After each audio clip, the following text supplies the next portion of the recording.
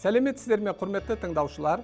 Фотожурналист шеберлігі атты жаппай ашық онлайн курсы журналист мамандығы бойынша күндізгі бөлімде білім алып жүрген бакалавриат, магистратура және жалпы бұқаралық ақпарат құралдары саласында қызмет етіп жүрген журналистерге, фототілшілерге бағытталған.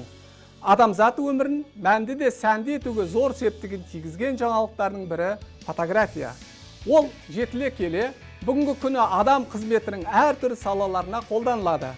Көп жағдайда негізінен техникалық прогреске ықпал ету арқасында көптеген ғылыми жаңалықтар ашылуда.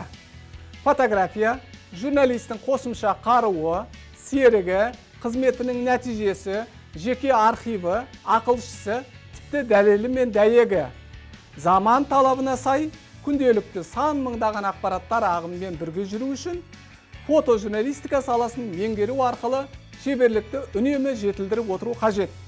Осы мақсатта сіздерге ұсынылып отырған фотожурналист шеберлік атты онлайн курсында фотографияның пайда болуы, алғашқы түсірілім шығарылым процестері, қазақ жеріне тұңғыш келуі, фотокамералардың құрылысы және басқару режимдері, фотоаксессуарлардың қызметі, объектив түрлерінің сипаттамасы, қолданылуы, экспозиция параметрлерінің қасиеттері, жарық түрлері мен алтын уақыт мезгілінің сипаттамалары, ақтық балансты орнату тәсілдері, композиция бойынша алтын қима ережесі мен Фибоначчи санының маңыздылығы және фотоақпарат, фоторепортаж, тағы басқа жанрлар бойынша оқиғаны дұрыс түсіну, көру, фактіні нақты көрсетіп, көрерменді толғандыратын шебер туындылар жасауға бағыттау.